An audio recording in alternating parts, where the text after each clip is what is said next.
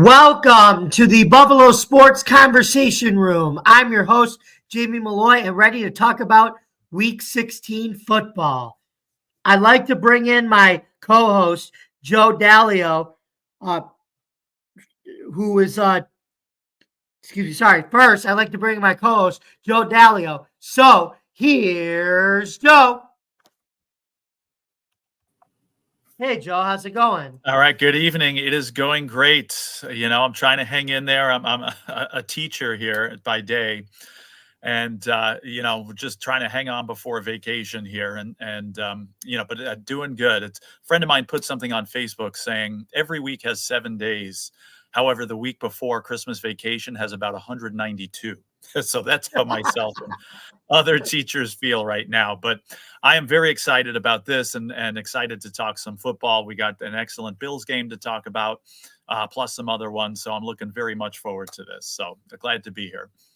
Yes, we do. And so are we now ready to talk about the Thursday night thrashing of the Chargers versus the Raiders? Let's do it. Okay, so on Thursday night you had a tale of two teams.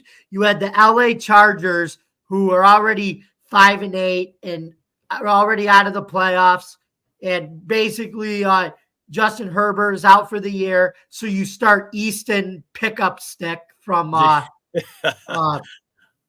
FCS. And you basically figure, okay, they're going to fire Brandon Staley after this game. And then you have the Raiders, who, as our friend Chris Berman says, who are still trying to figure out if Aiden O'Connell can be their long-term guy at quarterback after Jimmy Garoppolo's been on the bench, and been riding the pine. So let's talk about it. So the score was 42-0 Raiders at the half, and the Chargers were only able to score 21 points to bring the final score to 63-21 in favor of the Raiders. So, Joe, what did you think of that record-breaking score by them? There's a few takes I have on this game. I mean, first of all, Staley of the Chargers has been under a lot of criticism. He can't win close games, not the right coach for that team. And, the last few weeks, I saw the Chargers waving this little white flag, and you could see it. You could see them starting to just quit and like literally wave the white flag. Well, on Thursday night, we didn't see them wave the white flag. We saw them wave the white banner. I mean, this flag was 100 yards across the field, basically saying we've officially given up. We've officially quit on this coach. And no surprise that, hours later, he was fired. I didn't expect Staley to get fired until the end of the season. But of course, when you get a performance like that on national TV, even if it's prime video, the coach is gone. And again, the team just waved the white banner at that point and officially had quit. So, that's one thing. Another thing is 1 week in the NFL, we've discussed it on the show before. 1 week in the NFL does not say anything. So many times a team looks awful 1 week and looks amazing the next. Or, it goes the opposite. A team looks like a Super Bowl contender this week and then looks like a last place team the next. It's just the way the NFL has worked for so long as I've been watching pretty much. And we have a classic case here. You have a team that scores like 3 points here in a 0-0 thriller last week. And I'm being sarcastic, of course. But, and now just explodes for 63. So again, it's a typical NFL scenario here. And, as far as, you were joking about the pickup sticks, he really didn't play that bad. He had a decent quarterback rating. They scored 21. I mean, at the time the game was over, I guess. And, perhaps the Raiders had their fifth string defense, and I wasn't watching at that point. I was going to watch the game at some point, and then I looked and it was 35-0. And I said, all right, I'm tired. I'm going to go to bed. So, I didn't get to see any of this game because it was over by the time I even, thought to put it on. So, he didn't, I don't know if that's any indication, but, O'Connell played well and he looked good. So, I think the Raiders do have some optimism there if they want to go that route. So, I don't know if you got a chance to catch any of this game. I did get a chance to catch the game on computer. I actually saw the most of it until I fell asleep and it was over after that. But yeah, I really liked Aiden O'Connell. He kind of reminds me of the throwback, Jimmy Garoppolo's, Mhm. the Todd Brady's, those of the world where you're not overly athletic, but if you get time, you're going to drop back and deliver a 10 to 15 or 20-yard strike, and he's going to be consistently accurate throwing the football, which I like seeing from O'Connell. That can still work in today's game, even with the dual threat quarterbacks. Certainly. So, yeah, now moving on to the Saturday's game in Minnesota taking on Cincinnati at 1 o'clock. In overtime, the Bengals squeaked out a 27-24 win. And what I think would happen was Minnesota should have won that game, but the bad calls, the bad back-to-back push calls, Mhm. Joe, really cost them there, and it led to Cincinnati on the game-winning field goal. So what were your thoughts on that game? Yeah, it was a great game. Two desperate teams, trying to make their push to the playoffs here, and it was high quality. Excuse me. But I think we're saying a little bit too much that the referees got involved in these games, and we've been saying it for years. And I thought for a while the conversation, wasn't as loud. But this season, when you look at some of these games, and including Bills games, there's too many times where we're making comments about how the referees, are involved and causing controversy. And sometimes, again, we talked about the Chiefs game. I mean, they complain loudly, and I don't think they have a complaint there, but it's widespread around the league. And there's, again, I think it's too much of a conversation, and the NFL has to do something about that. But again, it was still a fun game to watch, and could have gone either way. And even before the game, it's like, this is a coin flip game. And I think the Bengals needed it more than the Vikings. Again, being in the AFC compared to the NFC, the Vikings might have a little bit more margin for error. But both teams fought, and I think the more desperate team, especially with the Bengals playing at home, the more desperate team won.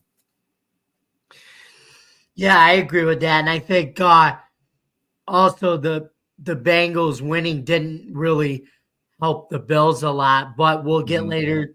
We'll describe the scenario later on in the Bills game Right. later. But now let's turn our attention to the 4 o'clock Pittsburgh Steelers with Mitch Trubisky, former Buffalo Bills backup, starting, taking on the Minshew Mania-led Indianapolis Colts. And Minshew Mania is still going on strong. With the Colts giving Pittsburgh their third straight loss, it moved Buffalo up 2 spots in the playoff hunt. The final score was 30-13 Colts. Oddly enough, the final score of the Bills' last Super Bowl, in which they lost to the Cowboys 30-13. There you I go. I hate to didn't bring even that make that up, connection. but it was true. Didn't even make that connection. But so Joe, you kind of have to be happy with that, right? Even though the Colts won and it didn't really help us, but at least Pittsburgh was able to move down because of that. Yeah, I don't know if this game would have helped the Bills in any way, really. I mean, it was kind of a no-win situation, I think, for them.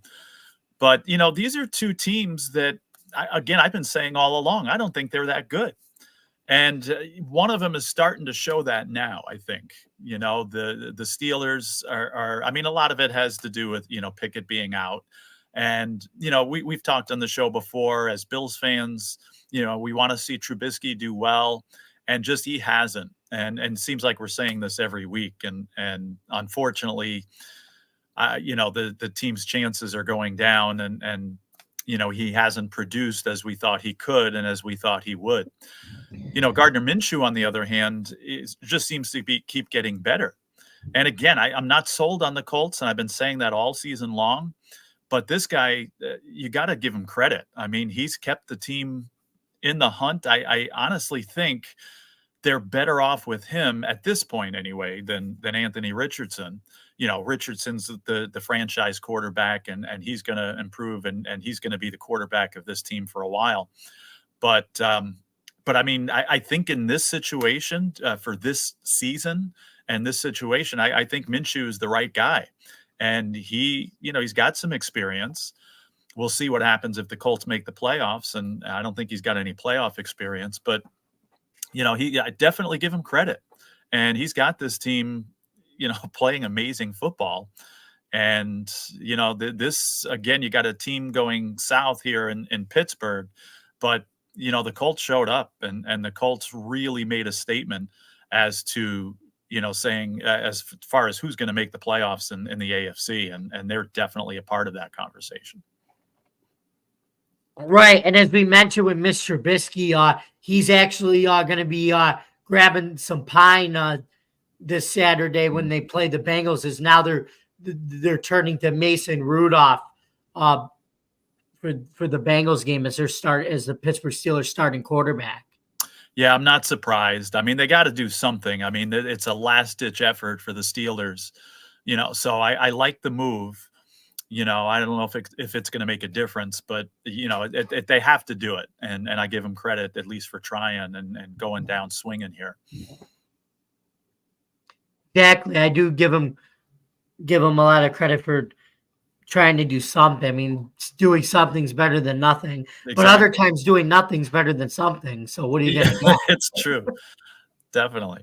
So, now. Moving on to, let's take a look at the last game of the evening so we can dip, dive, socialize, get ready for the Saturday night. Denver at Detroit. While Detroit beat Denver 42-17, this was a big plus for the Bills as it avoided the Bills in another tiebreaker with the Broncos, and at least they were able to pass the Broncos there. So, Joe, what did you think of this game, this Saturday night game here? I saw it coming a mile away. I said this a couple of times about the Lions. I thought the Lions would break out after losing on Thanksgiving. And, they hit their little slump here. And I just kept seeing this scenario, and it's not even a knock against Denver. I think it was the perfect storm. With the type of defense, I was listening to some reports on XM radio, and they were saying with the type of defense Denver has, Detroit matched up very well against that. And I think they were right as the Lions scored 42 points in this game, and just Denver seemed clueless. It's a testament to me to the Lions. This is the Lions team that I think we've gotten accustomed to this season in the NFL. The knock against the Lions is their defense, and they've had a lot of struggles lately. But I thought they played quite well here in this game against Denver here. So big win for the Lions, and they're trying to win a division, and they're very close at this point. And, I wouldn't be surprised if they close it out very soon, but definitely a dominating performance. I thought this was coming. Maybe not to this level, but good performance and statement by the Lions. Yeah, I agree with that. And it was big for the Bills, but it was a good bounce back statement by the Lions, as you said. I mean, they ran the ball well. They were hitting hard at defense. Aiden Hutchinson returned to his form, so it was a good day overall if you live in the Motor City in Detroit. So yeah, all the star players, Montgomery, had a great game running. St. Brown had a great game receiving. The quarterbacking was excellent. So just everything. All the players that are supposed to put Laporta, the tight end that's been doing extremely well all season, had an excellent game. So the guys that you would expect to step up for the Lions, they sure did. And it was also, it was also a great day for if you're just a city boy born and raised in South Detroit, if you get the reference there. Don't stop believing, guys, right? No, if you're a Lions fan, you'll certainly be believing.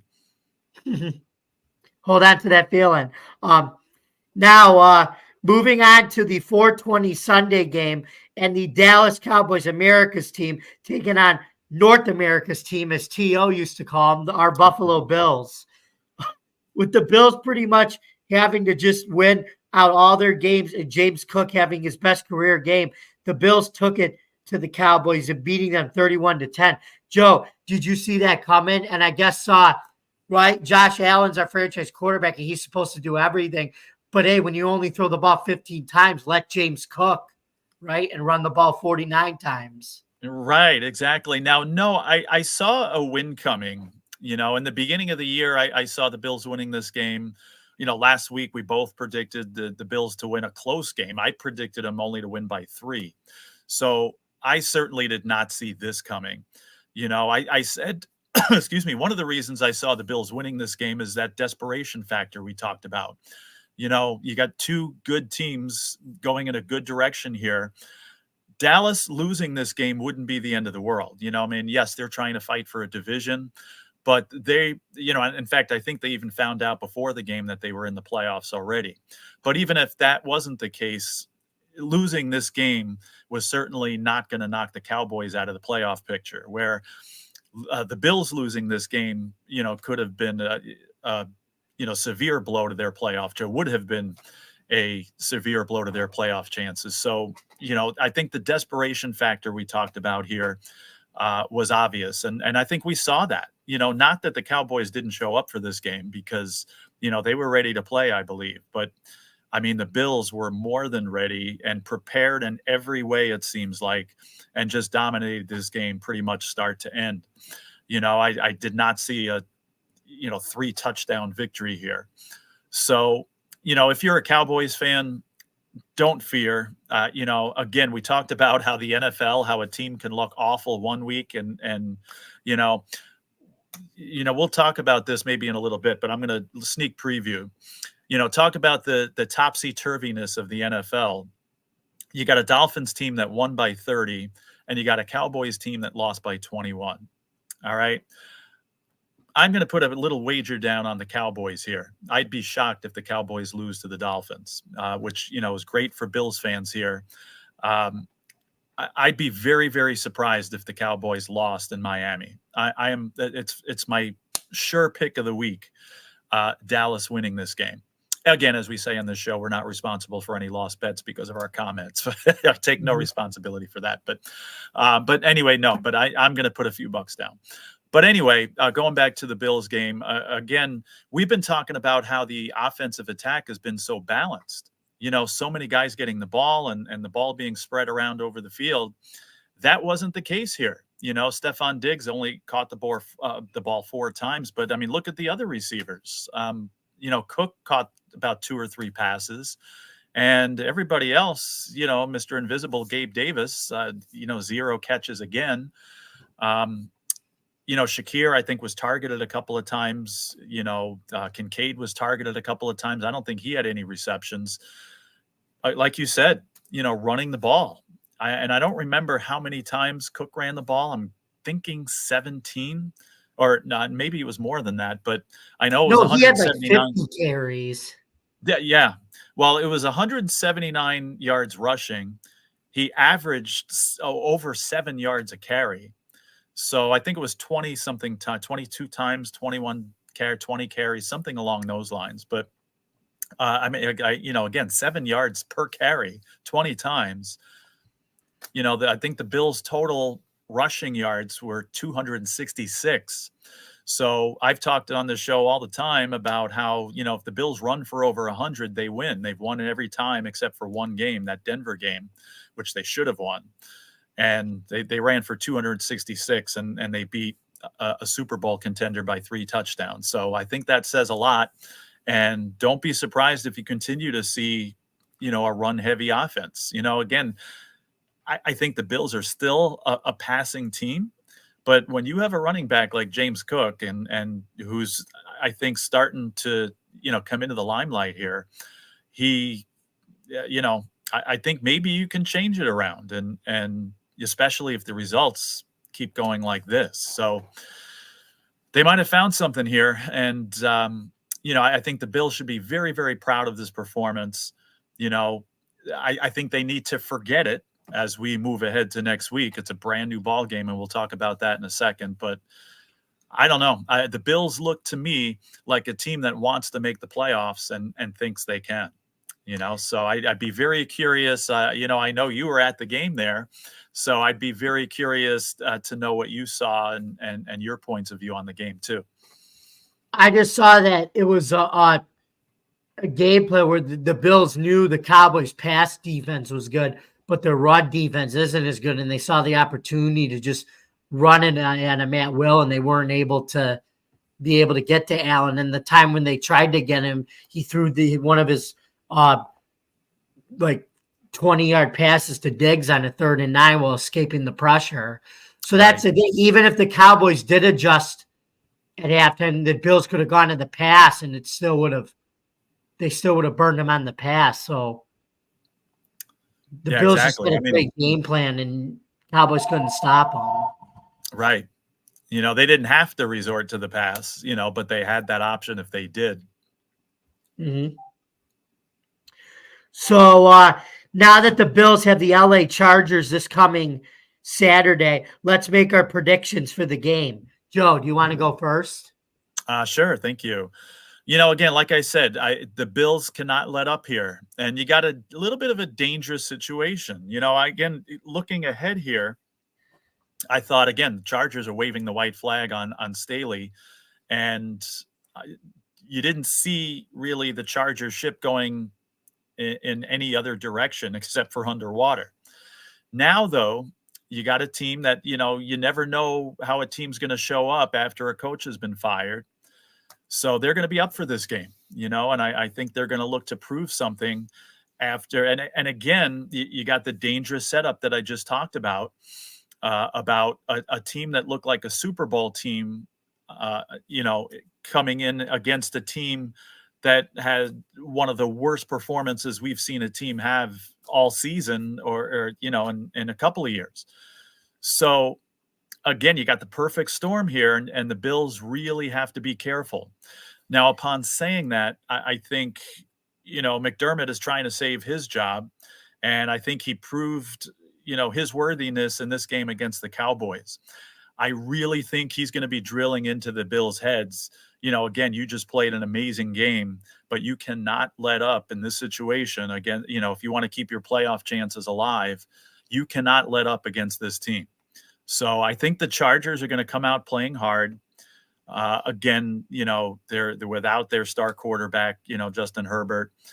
I think, it's very possible that the Bills get off to a slow start, but I do think they get it going. And my prediction is Bills 28, Chargers 14. That's fair. I think McDermott's going to do the same thing. I think he's going to tell the boys, you better get ready. And they have so many veteran guys on that team who've been in this situation and know what to do. And I agree with the slow start, but I think the Bills pick it up. And I'm going to say the Bills win 31-17. Okay. And the Chargers are going to play hard in this game. Yeah, they are. And again, and they know a coach just got fired, and again, they quit on him. I believe that. I mean, I think they quit on him weeks ago, but certainly the culmination was last Thursday night. And again, I think you got a football team of professionals that are going to be looking themselves in the mirror. And again, I don't think they have the talent level. They got guys banged up, and again, people out. So I don't think the effort will be enough. But like you said, we'll definitely see that effort. Exactly. Now, our last game of the week, but the best game of the week, if you're a Cowboys fan, is the Monday night thriller between the Philadelphia Eagles at the Seattle Seahawks. And with Drew Lock, a.k.a.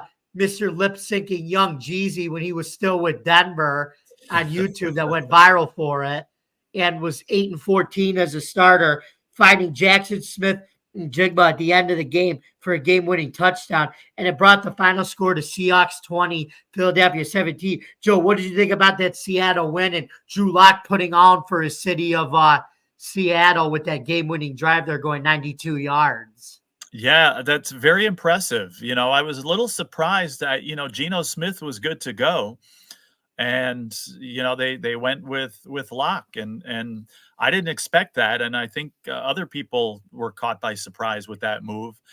Before the game, I thought Seattle would keep this close and would give the Eagles a battle. And I really thought the Eagles would outlast them in the end. And the way the game was going, it looked like that was going to happen. You know, it looked like the Eagles had this. They went ahead, or they were winning, and Seattle, kept, catching up and tying the game. And then the Eagles went ahead again, so I thought the Eagles were ahead to stay. And it was just, again, like I expected, the Seahawks making a valiant effort, giving the Eagles a big fight here, but just coming up short. And the Seahawks, I mean, give them credit because they're in their own playoff battle here. They've had a couple of losses and almost, have been pushing themselves out of the playoff picture, even in the NFC.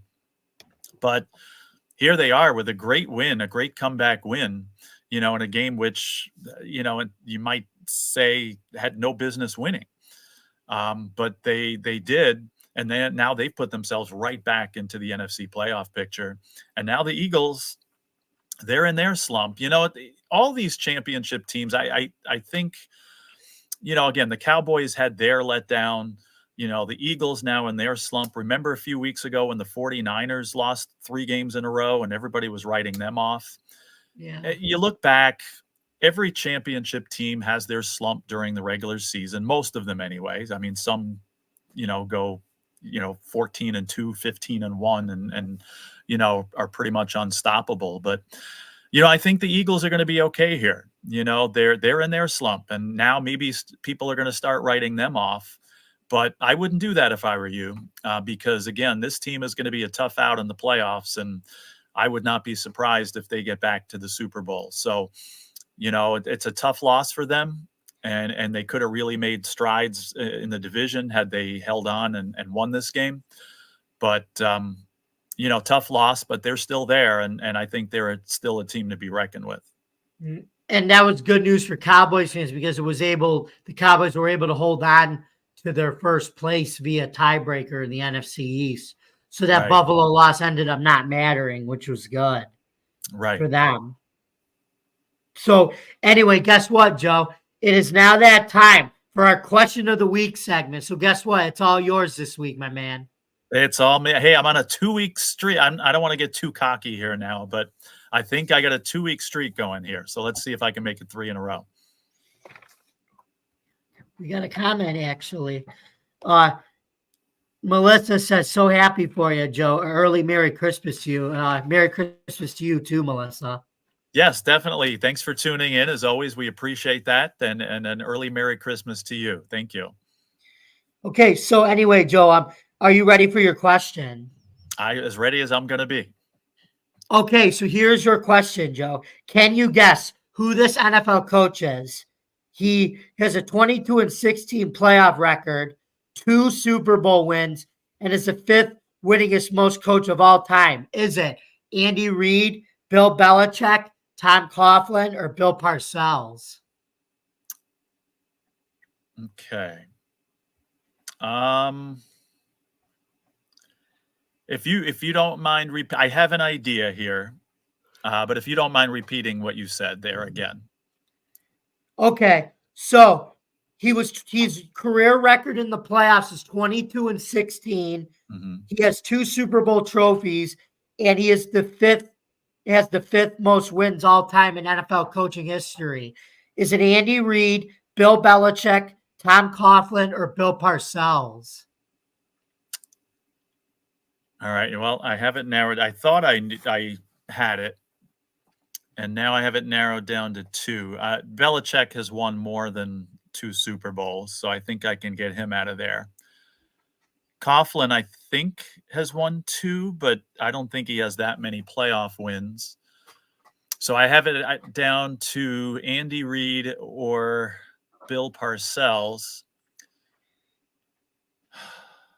Now, Parcells, I know, has 2 Super Bowls with the Giants.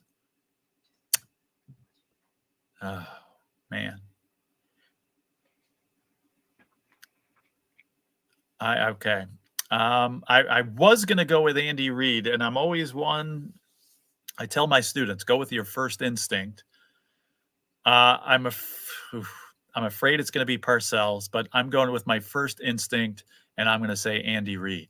You got it. Trust that gut, Joe.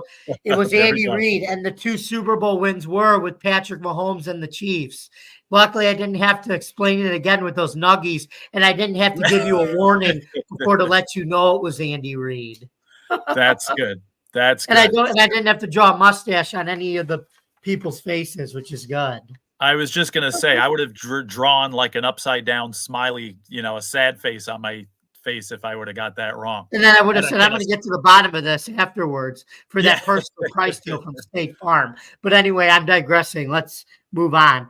We could talk about funny commercials later in the There NFL. we go. Now, let's draw our attention to a few questions floating around the league. Well, it looks as if Roger Goodell is ready to ban the disputed illegal hip drop tackle. It has created a lot of injuries this year, and he wants to get rid of it before next season. If you're not aware, a hip drop tackle happens when a defender breaks down the runner from behind and puts all of his body weight on the legs of the ball carrier by proceeding with his hip. It has been shown that the injury rate for the hip drop tackle is 25 times greater than any other tackling form. So, Joe, do you think that the hip drop tackle should be eliminated from the NFL? I absolutely do think it should be eliminated. And, for the reasons that you just mentioned there, I read something along those lines too. They do so many other things to try to keep these players safe, especially quarterbacks. And, I actually looked yesterday at an in-depth picture of this. And I mean, I can't see how guys don't get hurt every single time a tackle like this takes place. You're just basically looking to snap somebody's ankle or leg on a tackle like that. It appears so. I mean, I know these defenders are not going in there, of course, with that mentality. I mean, they're going into it with the intention of finding any way to tackle people who are difficult to tackle. But I think it will get banned, and I think it has to get banned. I mean, you got so many injuries in the NFL, especially this year, it seems like, and this is definitely a way to eliminate somebody. I was shocked when I read that, the same thing you just said, 25 times more dangerous, basically, than a regular tackle. So the NFL absolutely has to ban this tackle, in my opinion. I'd be curious to what you think about that. At first, I thought, why would you get rid of the hip drop tackle? This is how you're supposed to ban. Like, this is how you're supposed to tackle. So why ban it? But now I realize there's a difference between a legal hip tackle where you tackle near the waist and the legs, and you just bring them down without injuring them. But Right. this is like being overbearing, and I think this is totally illegal where you're going down to the legs and you're just plumbing them right to the ground after that, like it's WWE, and that's not how the NFL is. And I mean look at the XFL. They learned that from Vince McMahon in 2001, and it did well under Dwayne The Rock Johnson because it was actual football. But Right. anyway, still, we don't want that happening in the NFL. We want guys to play hard, but we also want to keep the game safe. So yeah, I think that definitely should be banned. But let's take a look at another rule that I think should also be modified or getting rid of too. Let's take a look at the real possibility of getting rid of the 1-year experiment of the fair catch rule anywhere on the field or inside the 25 rule. The league put in place a rule that when kick returners catch a fair ball or catch a fair catch, even in the field of play on kickoffs, it meant that the kickoff is ruled a touchback and the play will start on the 25-yard line. Same thing in college. Now it looks as if the league is admitting that they were wrong for putting that in, but I give them credit that they said they were going to put it in for a year. And now they realize it didn't work. So it looks like they're looking to make changes to it or eliminate it entirely. So, Joe, what do you think about possibly modifying or eliminating this fair catch rule entirely to bring more kicks back? As Troy Vincent said, the kickoff's basically a dead play.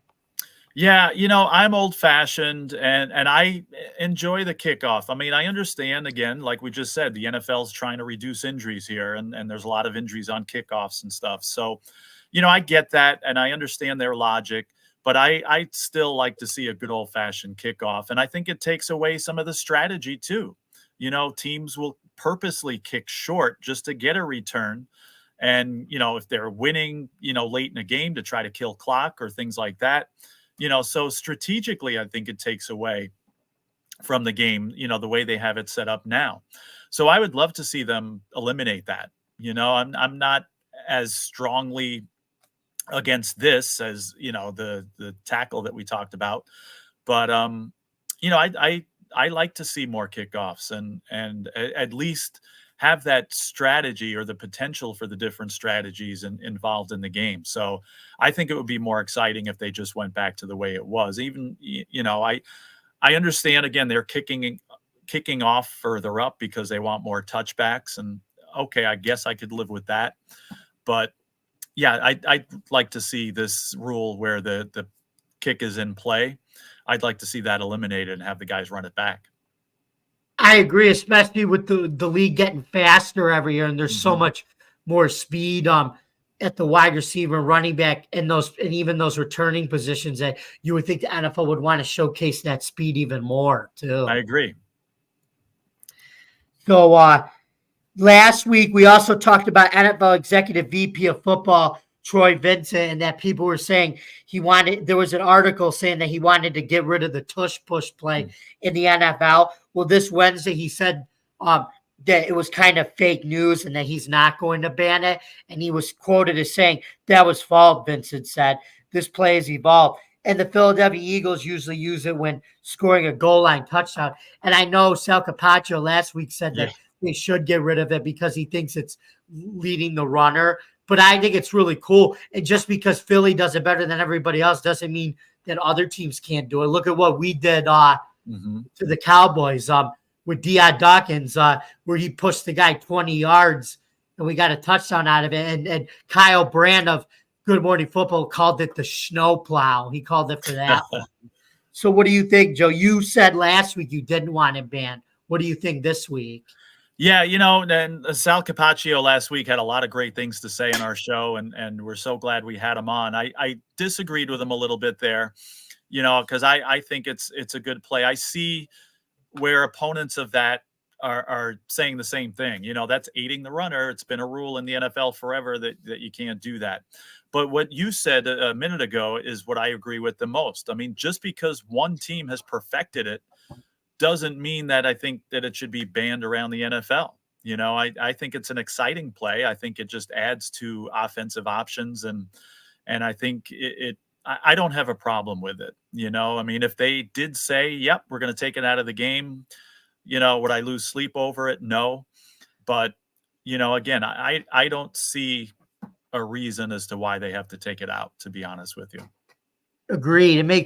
It makes offensive linemen's jobs easier too to be able to push people out of the way like that, like the Bills did it. Right. So anyway, what does Matt Ariza, remember him? Ariza punt Yes. guy have to do to get his reputation back and maybe get his NFL career back? In 2022, Ariza was named in a civil lawsuit alleging that he was part of a gang rape of a 17-year-old girl while at a 2021 party near San Diego State. Days later, the Bills cut him. Ariza said that he denied any wrongdoing and looked forward to setting the record quick and straight. And he did, because it looked like 16 months later, Ariza didn't face any criminal charges.